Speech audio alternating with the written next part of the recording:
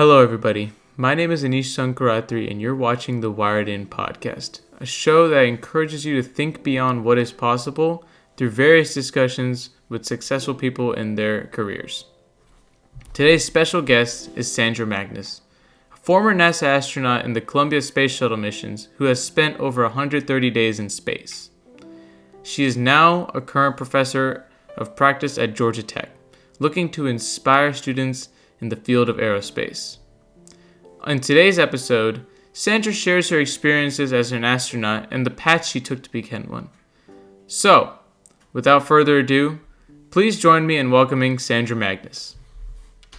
So, Miss Magnus, if you could please give a brief introduction about yourself to the audience, that would be amazing. Yeah, thank you, and thanks for having me on your podcast. I am a professor of the practice at Georgia Tech. That's the place where I got my PhD, so they brought me back to teach and work with students. I'm really excited about that. And I have been an astronaut for 16 years at NASA. I had two short duration missions and one long duration stay on the space station. After I worked at NASA, I went and ran the American Institute of Aeronautics and Astronautics, which is a professional technical society for the aerospace industry. Did a stint at the Pentagon as a chief engineer for the Undersecretary of Research and Defense, and again, now I'm at Georgia Tech, and I'm doing a bunch of other things as well. But it's been fun. So awesome! That sounds cool. All right, let's get the elephant out of the room. What is it like being an astronaut for NASA? Like, how does that work? How do you start, and how did you get inspired? Well, it's I've wanted to do that since I was a young girl, so it was a long-time goal of mine. And it's funny because as an astronaut, you're basically another government employee. So you have to, so the application process is a lot like applying for a government job with a bunch of extra stuff because, astronaut. So it's pretty competitive, but if you're interested and you're a STEM kind of person, then I encourage you to pursue it. You put they make a call out for astronauts on 2-4 year basis, and people apply and they go through the application process. You get selected. There's some basic training when you get into the office. And once you get out of the basic training, then you're eligible for a flight assignment. And so when you're not flying in space or training to fly in space while you're waiting for your flight assignments, you have different technical jobs that you do over the years. So that's pretty much how I spent my 16 years there. Technical jobs, training, flying, post-flight technical jobs, and just kind of went through that cycle. Awesome. So you mentioned, in your introduction that you worked at the Pentagon for a brief amount of time. Can you elaborate on that? Yeah, I was the Deputy Director of Engineering in the Office of the Secretary of Defense in the organization that does research and engineering. And basically, it was chief engineer. And so I worked with the chief engineers of the different services, so the Army, the Air Force, the Navy, Marines occasionally, but mainly and then a few other organizations to set engineering policy and look at how we evaluate the health of programs, how we do analysis around missions. So we were doing a bunch of different kind of things together. And it was a lot of fun. I learned a lot. Awesome. And then you also mentioned that you worked for the AIAA. Can you talk a little bit more about that? Yeah, so the AIAA, the American Institute of Aeronautics and Astronautics, is a technical professional society. And every profession, everywhere, inside and outside of STEM, every organization or every profession has a professional society. And that's where you network with your community and you learn from your community. So, for example, the AIAA was aerospace people. And so it's an organization that publishes peer-reviewed scientific and engineering journals, so people in the profession can keep up with the latest research. It's where an organization that hosts conferences for people to come together and discuss technical issues. It has a lot of student networks, has a lot of professionals that network, and it also works on big picture aerospace issues. And so I led that organization for 5.5 years. Awesome. That sounds really cool. Yeah, look for your professional organization whenever you decide. I think, if you want to go into aerospace, it's AIAA. If you want to go into, if you want to be a lawyer, it's the American Bar Association. If you want to go into realty, there's like a National Association of Realtors. Every profession has these organizations, and it's a good way for you as a new professional to become engaged in your community when you graduate or when you start work in whatever you choose to do. Oh wow. Okay, yeah, I'm gonna have to look into that. Mm-hmm. So, let's talk about your education. So, when we first met, you mentioned that you started off with a passion for physics. So, how'd you transition into material sciences from physics? Yeah, so my original plan when I was thinking, oh, I want to be an astronaut as a young girl, I kind of said, okay, I'm going to do physics. I'm going to get my bachelor's degree and then my master's degree and then my PhD in physics because I love physics. And I do still love physics. As a matter of fact, I was doing some reading the other day in theoretical physics. But the thing was, I didn't know engineering existed. I had no clue about engineering. And so I didn't even know that was a choice that I had in front of me. So when I got to college and I was studying physics, I got really intrigued. In my case, it was with electrical engineering because I love electromagnetics and quantum mechanics and things like that. And that's very electrical engineering oriented. And I think, oh my gosh, this is so cool. It's basically applied physics to build stuff. And so I got intrigued with electrical engineering, and that's actually what my master's is in, instead of physics. And then my first job, which we didn't talk about, my first job was in the aircraft industry, and I worked at a company that was trying to build an airplane to hide from radar. It's called Stealth Technology, which was very new back in the day when I was a young person. And it was in that job that I got introduced to the field of material science that I didn't know existed, right? And I'm like, oh my gosh, look at how important materials are when you build things. For industry or for airplanes, you need materials that can handle high temperatures. You need materials that are lightweight but strong. We were working with materials that could absorb radar and keep that energy from reflecting back.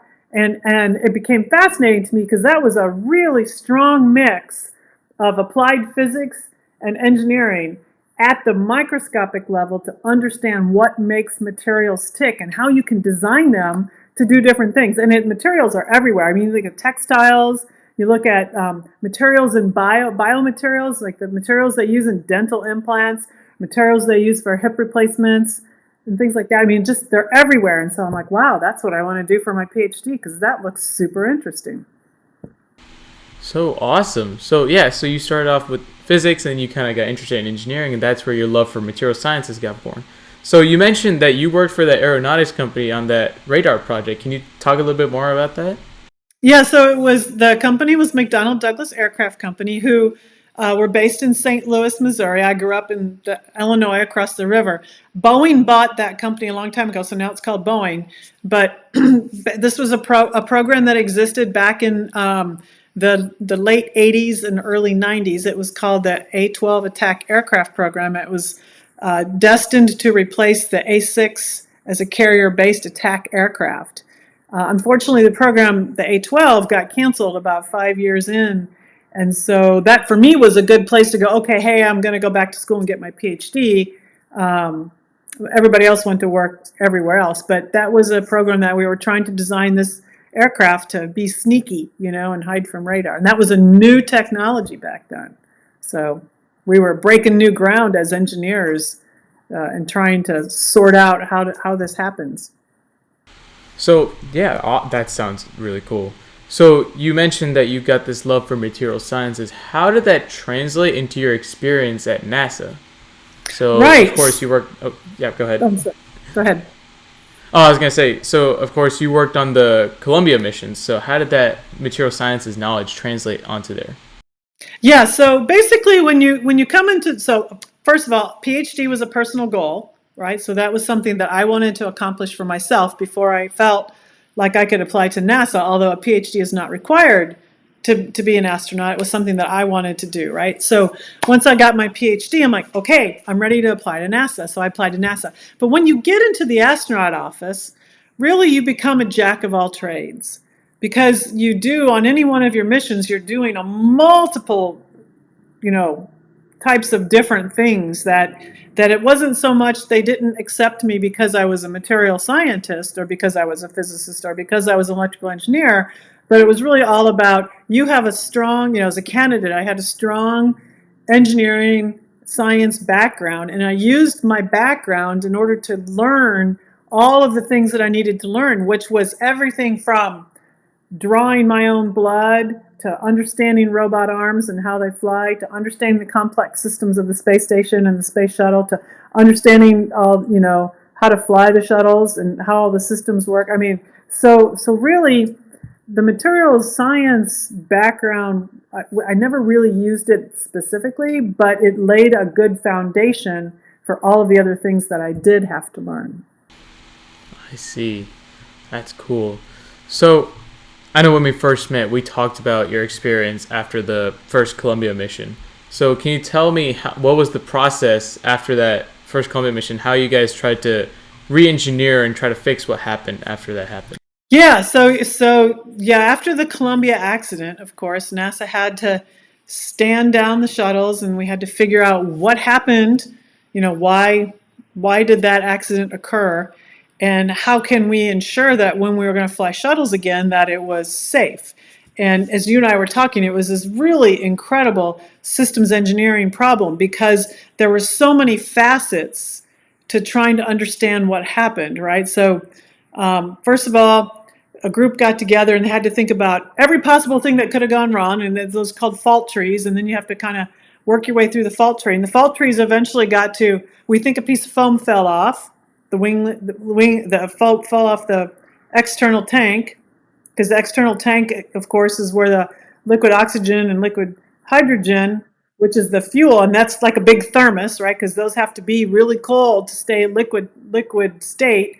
And so that foam that was on the external tank was basically like the foam on a thermos, right? So some of that foam actually came off during the launch, and it hit the wing leading edge of the Columbia orbiter, causing a hole to form in the wing. And so when they were re-entering, the temperatures along the wing leading edge during re-entry is thousands and thousands of degrees. And without the wing leading edge, that was a special thermal material. Without that material there, the heat penetrated into the wing and melted basically the aluminum, which was the structure, and the wing tore off. So that was the accident. So we had to kind of figure that out, kind of by reverse engineering a little bit. And we had to understand what was the danger in the future of this happening. So that required, again, this huge system engineering effort where some people had to figure out the aerodynamic flow around the vehicle as it was launching. Some people had to make assumptions and understand exactly how can foam, first of all, how is foam going to be liberated? How is it going to fall off of the tank, and when and where and what shape and how big and how small? And then what happens if it hits the wing leading edge? Could it damage it all the time or just part of the time? And does it depend upon when the foam falls off, or the size of the foam, or the shape of the foam? And then if something gets damaged, what's critical damage? I mean, is a small crack okay? Or does it have to be a hole? Or what? And then can we repair it? And so all of those questions had to be answered quantitatively, not just, we think this is happening, but with data, so that we could build a picture of what was our risk of flying the shuttles again, and do we feel comfortable that we understood that risk, and can we go forward? I see. So on that note, when after the Columbia accident and you guys got together and started brainstorming on what went wrong, how did you guys appease the public opinion? Because that was a big, I understand that was a big factor driving in at that time on this mission decisions. Right. So just because of the little bit that I've talked about already, you can already get a hint for how complicated everything is, right? And so for the public and our stakeholders in Congress, for example, they wanted to have a definite answer. It's like, yes to, 1 in 100 or 1 in 1,000 or 1 in a million, it's safe to fly the shuttle. But it was difficult, and it still is difficult, to come up with finite numbers for stuff like that, right? And so trying to put one number around a bunch of independent variables in a probabilistic way was really complicated. So we had to figure out, we NASA, who are working on the problem, and then there was an independent accident investigation board called the Columbia Accident Investigation Board, and they have a full report which is available, and you can go out and get that if you're interested. They also were doing an independent look at the problem as well. And so the good thing was we had two different groups who were doing the work, and then there were people from our stakeholders embedded in the Columbia Accident Investigation Board and they could keep up with what was going on. So they were smart enough, at the details. And then NASA would report out to the stakeholders and about where we were as we went through the process. But it required a lot of communication, a lot of communication. Right. Oh, that's extremely important to know in engineering projects. So, to tie my experience with yours, so in our engineering class, when we encounter a problem or a failure or so, we kind of retrack our steps, which you mentioned that the after the Columbia accident that happened. Is there any specific order you go in? Like, do you guys follow the engineering design process, or do you guys go in your own specific order? No, there's processes. There's well understood processes for trying to analyze what happened in the case of an accident, right? I'm sure you guys have done fault trees where you sit down and you're like, okay, here's no matter how improbable, here's the things that we think could go wrong. And then once you kind of have that outlined, then you have to go down each path and prove to yourself, either by testing or by analysis, did that really happen or not? And then slowly, by a process of elimination, you narrow it down to, okay, these are the things that we think are more likely what happened, because we can eliminate all those other faults. And now let's focus on really, really diving deep into maybe these one or two or three things. I'm sure that's a process you guys use, right? Yeah, definitely. Yeah, So that's pretty standard. Awesome. So you mentioned again that you were a NASA astronaut. You had to be a jack of all trades to be an astronaut. So can you kind of talk about what you had to learn to be an astronaut? Like, was there medical training? Was there engineering training? All those kind of trainings? Yeah, it was hugely, that was one of the fun, besides the flying in space part, which of course is the most fun, not surprisingly, the second most, I think, enjoyment I got out of it was this opportunity to learn this huge, broad swath of things. So in basic training, we learned all of the shuttle systems independently, and then we had to learn how the shuttle systems engage together. So for example, there were 3 electrical buses. And if one bus went down, we had to understand immediately what part of what engine. There were 3 main engines. What part of the engines went down, or which one of the 5 computers was now compromised because one of the electrical buses. So we had to understand how it all wove together, right? And how to read our procedures and our checklists. And then I had to go do back the same thing for the space station. And then the same thing for the spacewalking suit. And then the same thing for the robot arm, right? And that's basic training. And then, of course, we learned about public speaking. We learned about geography and geology because we take and photography because we do a lot of Earth observation, right? We learned life science experiments that we do on board. We learned physical science experiments that we do on board. Learned the Russian language. I learned medical, how to be a first responder, right? So it's just a broad variety of stuff. I see. So on that note, when you guys are in space, let's say on the ISS, and let's say an emergency happens, and you guys have all been trained, is there any other fail-safes that are accounted for before you guys come in and address that emergency? So there's different levels of situations, right? So the word emergency is reserved for those situations where human life is in danger immediately, right? So there's really only 3 emergencies on the space station: fire, a depressurization, and a leak of ammonia into the cabin from the external cooling loop. All 3 of those situations can immediately put human life at harm. And so we train for those extensively, almost so that it's ingrained in your head that you know what you're going to do, right? And that's pretty much an onboard response by the crew, with the ultimate solution to the problem being leave.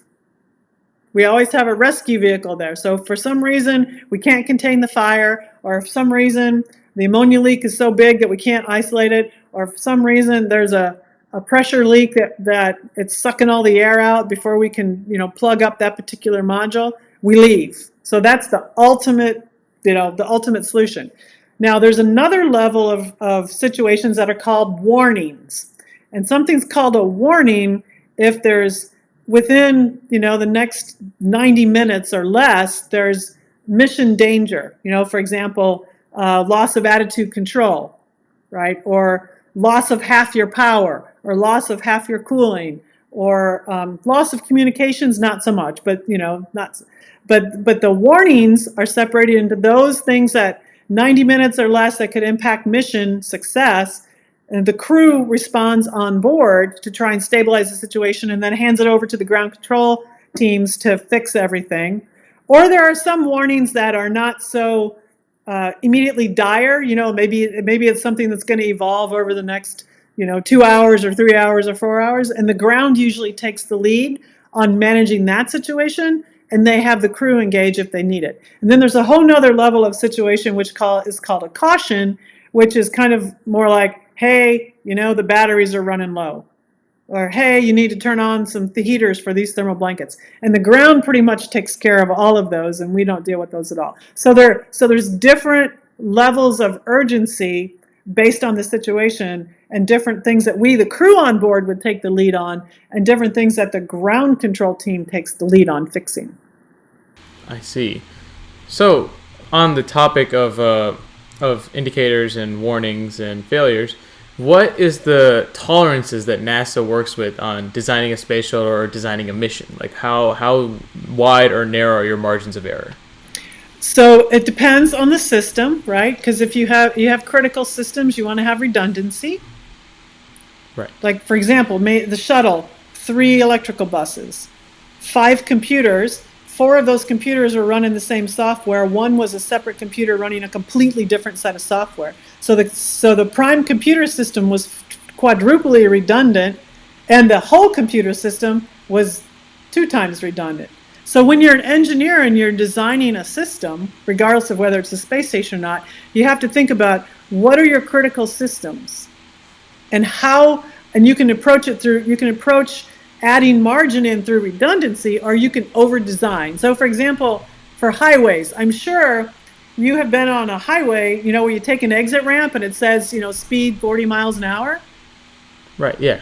Yeah, so they probably have designed that curve, the bank of that curve and the gentleness of the turn, so that 40 miles an hour is like right in the middle of whatever margin there's probably a 15 mile per hour margin on top of that. So if you're going, if it's a 40 mile an hour curve, I bet you could go probably 50 or 55 before you start feeling scary with your car, right? So there's don't try that, by the way. But there are margins, so different engineers design in margins differently based on the system. If in structures you might decide to add extra beefiness to your structure. So you, instead of like a 2x4 steel girder, you might choose to use a 4x8. I mean, that's really, you wouldn't do that much, but you see what I mean?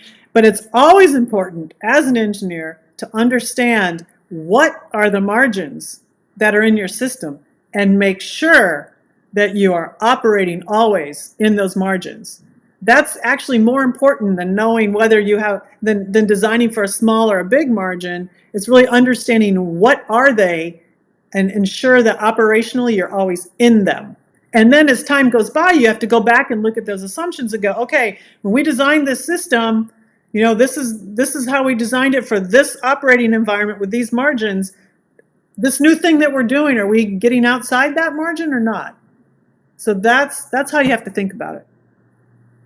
So you mentioned that you guys carry over margins. So before you start a new mission, do you guys do research on like what went wrong in the past or what went correct in the past and apply it to that new mission?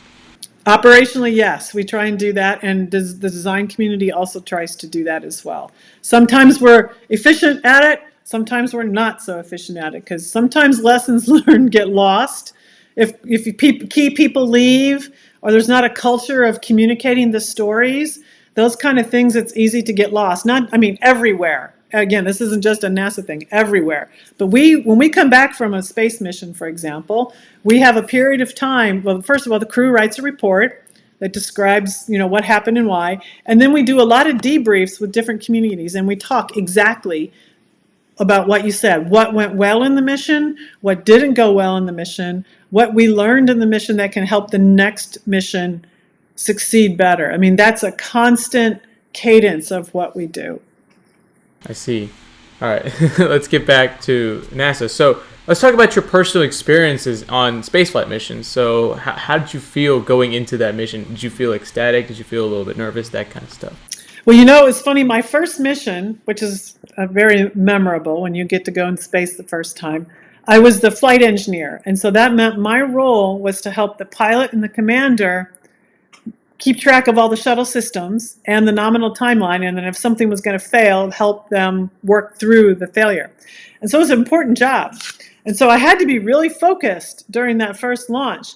But I kind of felt like my brain was cut in two, because part of my brain was like, okay, I got an important job to do. I got to pay attention to the systems. I got to pay attention to the procedures. And the other part of my brain was the 12-year-old girl kind of jumping up and down going, I get to go to space. I get to go to space. So I really wasn't nervous because I was focused.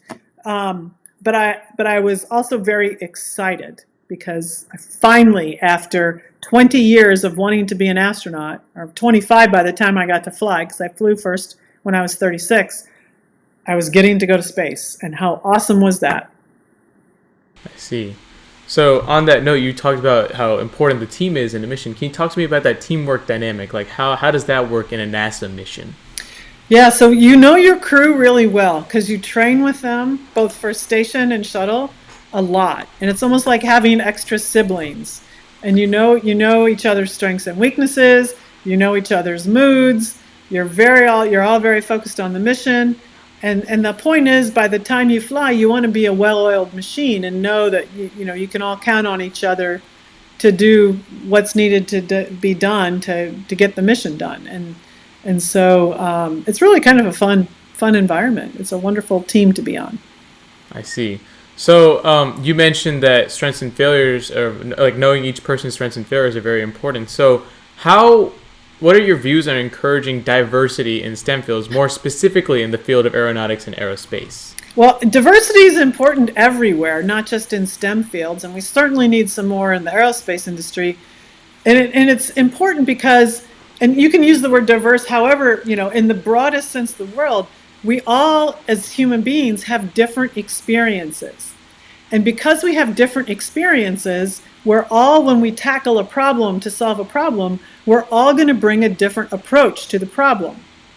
And the more viewpoints you have, especially around the complicated problems that we have in aerospace, the more viewpoints you can bring to the problem, the better solution it is that you're going to get. If you have everybody looking at a problem and they only have the same lens, there's a viewpoint that's tangential or off axis to that you're missing that's very important.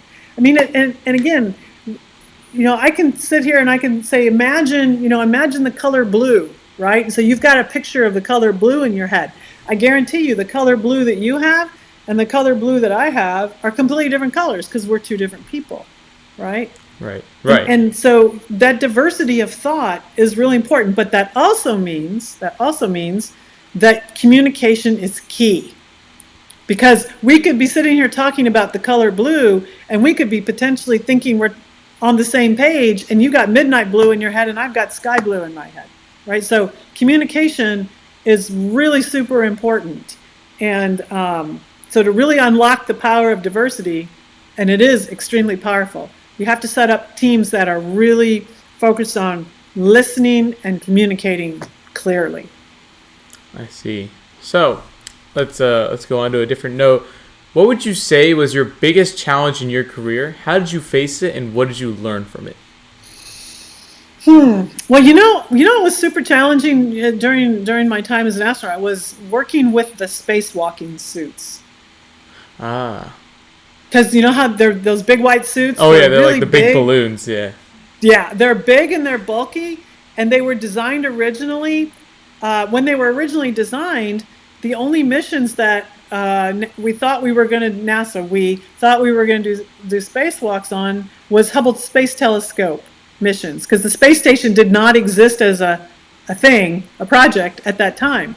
And so to do Hubble Space Telescope missions, you need people who are pretty large and long arms, because you have to reach into the bowels of the telescope to get to some of the electronics boxes that need to be switched out. So the suits were designed for very, very large guys, basically, right? And so now here comes the space station program, and all of a sudden it's like, oh my God, we've got to do 200 spacewalks to assemble the space station. That means everybody's going to have to do a spacewalk. But wait, our suits weren't designed for smaller people, you know. Ah, And so working in a suit, you can see, like, probably can't see in my shirt, but where your sleeves are attached to yeah. your, right. So you're used to that attachment happening at your joint.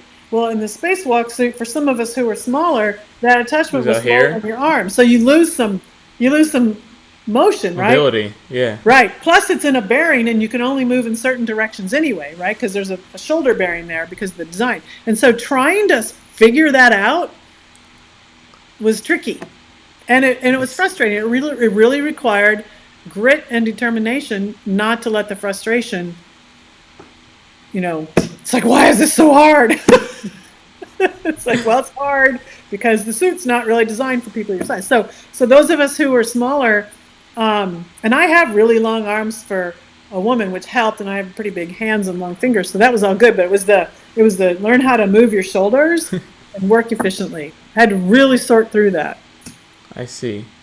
So, oh wow, that's a weird problem. But yeah, I never thought about it that way. Equipment's everything. I mean, have you ever tried to work, have a tool that wasn't quite right for the job? You're trying Oh to figure yeah, out how to yeah. make that. Yeah, that's exactly the same kind of thing. Yeah. I see. So, what is one lesson that you learned from your career that you think everybody should learn at some point in their life? Wow. I think number one, have confidence in yourself. Number two, you need to know how to work effective with other people on teams. And number three, when you bring a team together, understand there are strengths and weaknesses on the team, including you. And if you want to get the best out of the team, you try and figure out how to build to everybody's strengths, and then you can get the best out of the team. I see. So, on that note, who are some people that impacted you, and how did they impact you? Well, of course, my parents. I have to say my parents, right? Because I have three siblings, and their mantra to us always was, you know, discipline, education, hard work, and if you have a dream, go for it. They were very, very supportive and very, very encouraging, and they gave us room to grow as individuals inside a disciplined environment, and they had expectations. But they also were super encouraging, and they were wonderful role models for myself and my three siblings. Awesome. So, what keeps you interested in staying in your current field? Is it the possibility of expansion, or just the possibility of what's going to happen next? Well, certainly, there's so many exciting things going on in the space industry right now, and the aerospace industry writ large, right? But I think what I find fascinating about it is the things that we're doing are very complicated. They're very complicated, and they're very multidisciplinary. And a lot of the activities that happen, especially on the space side, but the airplane, the aero side as well, is really pushing the boundaries of knowledge and pushing the boundaries of what we can do as humans. And I find all of that very, very intellectually stimulating and very challenging and very exciting just to see what can we do next. Awesome. So, what would you say was the proudest moment in your career? Like you were like, that's like, I made it moment. Oh my gosh. Probably, it's funny. I have to say, I don't know, but I have to tell you, when I got the call for the interview for the astronaut office, that was the only moment in my life that I've actually been hysterical. I mean, like literally 8 million emotions going through me simultaneously. And that's because when I got the call for the interview, I knew I had done everything that I could possibly do, everything that was in my control to aspire to be an astronaut, because I had submitted my resume and somebody somewhere at NASA thought I could do the job, and they wanted me to come down to interview. And at the point where went into the interview, I knew that there were things that are out of my control. Maybe I had a medical issue. Maybe my eyes weren't good enough. Maybe there was some sort of personality thing that I didn't have, but that was then out of my control, right? But I had kind of fulfilled my goal in actually getting to the point where someone thought I could do the job.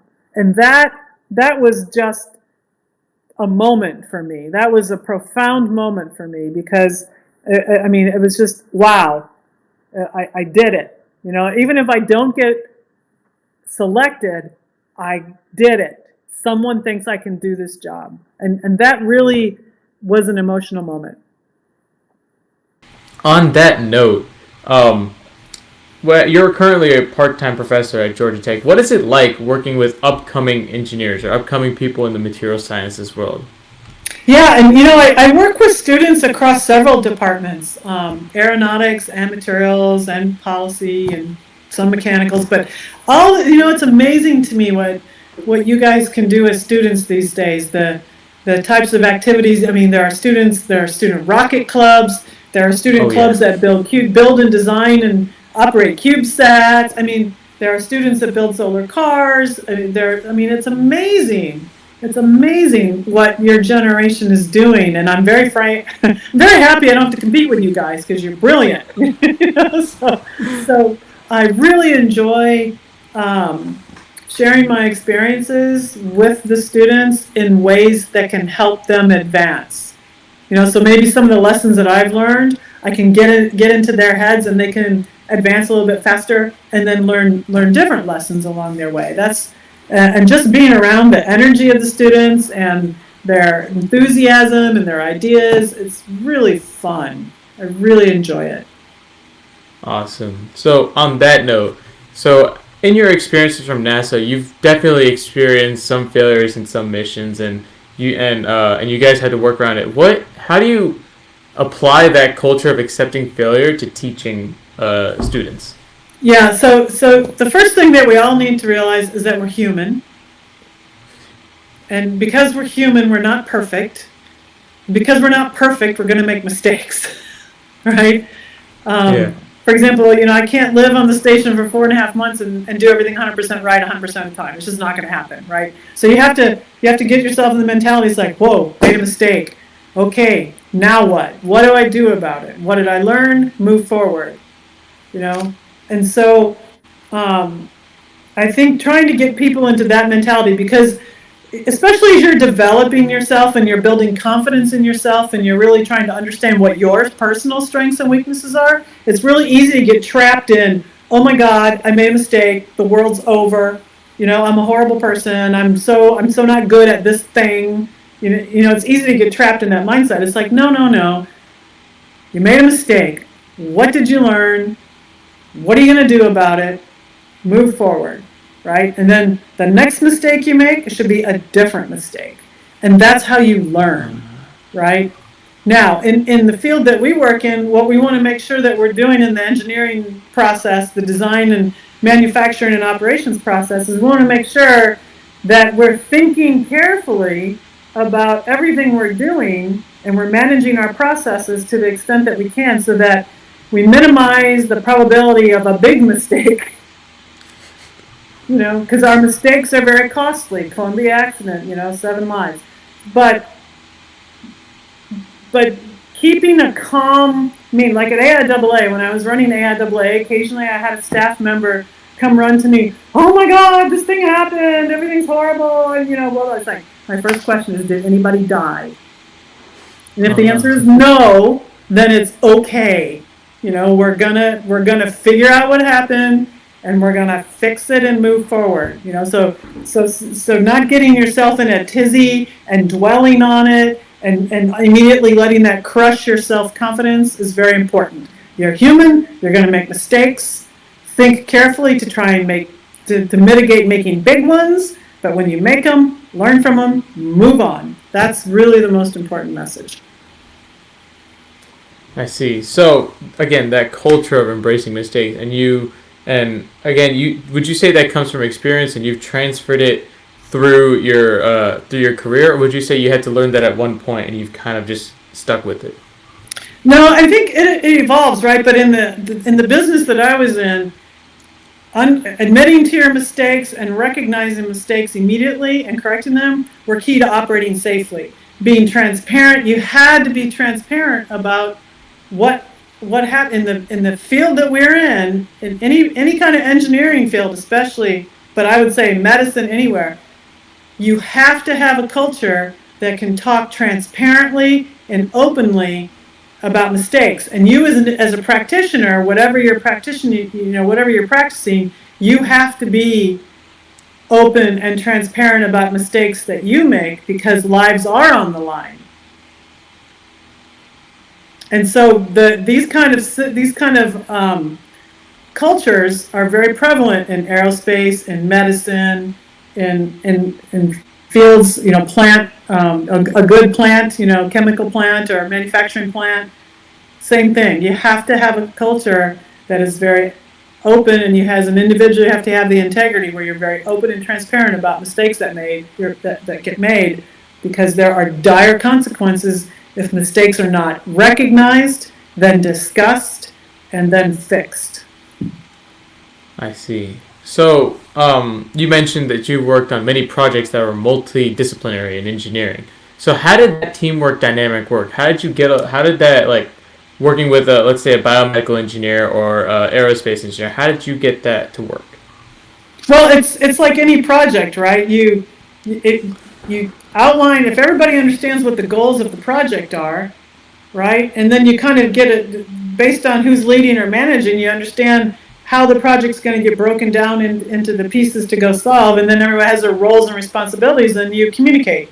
It's really all about communicating, and being able to make sure, and then communicating involves also making sure that you guys, the team is understanding each other, not just talking at, but listening to. And so, when I'm working with other engineers, it's pretty straightforward because we all kind of speak the same language, right? But say, here in the like the Washington D.C. area, if I'm talking to policy people, I have to change the way I'm communicating because they don't speak engineering; they speak policy, and so I have to figure out how to translate engineering into policy. I see, and that's where that debate, where like giving a certain number to the public comes in. Well, that's one way of doing it. There are other ways as well, right? But it's really all about communicating clearly. I see. So, to kind of sign things off, what are some quotes that you believe in and why? Wow, I'm so bad at quotes. I'm not sure I have a good answer for you. I think, yeah, I'm not going to be able to give a quote to you. I think just generally believe in yourself and follow your passion. I see. You can have that quote from me. Believe in yourself and follow your passion. You're never going to go wrong. All right, that sounds great. Thank you so much for joining us on the Wired In podcast today, Miss Magnus. It was an honor having you on here. Thank you for the invitation. I enjoyed the conversation. All right, that's a wrap on today's episode. First of all, I'd like to thank Miss Magnus for joining us on today's episode. I really appreciate the amount of time you spent with me today and the amount of information you gave to our viewers. And next, our viewers, yes, you. Thank you for spending your time with me and Miss Magnus today. I really appreciate you guys spending your valuable time here, and I hope you learned something from today's episode. So if you like today's episode, go ahead, leave a like. It helps me out, and it helps me know that I'm doing something right. If you want to see something in the future and you want to kind of help me in the future by giving me suggestions, go ahead, leave a comment in the comment section below. And if you want to see more episodes in the future, go ahead, give a subscribe to the channel, and that would be much appreciated. So before I leave you today, let me give you a quote from my engineering teacher and my robotics coach. He always says this before the end of every meeting, and I feel like I should share this with you guys. The quote goes, "Remember to thank your parents, your teachers, and your mentors, because without them, you aren't who you are today." And on that note, thank you for listening to the Wired In podcast, and remember to stay wired in.